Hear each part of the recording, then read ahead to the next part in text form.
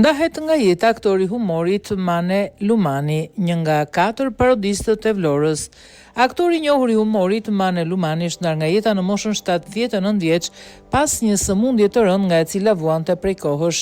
Ai ishte një nga figurat më të dashura të humorit dhe pjesë e pandare e grupit legjendar 4 parodistët e Vlorës, që për dekada solli buzëqeshje dhe satirë të mprehtë për publikun.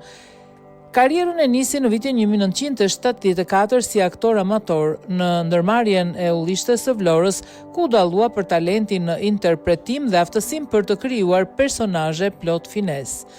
Me krijimin e grupit humoristik së bashku me Agron Hoxhën, Afrim Magalliun dhe më vonë Muhamet Likën, ai u kthye në një kont humorit shqiptar duke sjellë parodi dhe ironi që pasqyronin realitetin shoqëror dhe politik të kohës.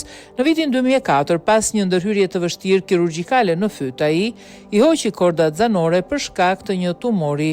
Lumani nuk mundi më të fliste, megjithatë, figura dhe kontributi i tij artistik mbetën të gjalla në kujtesën e publikut, duke renditur atë me emrave më të spikatur të artit skenik shqiptar.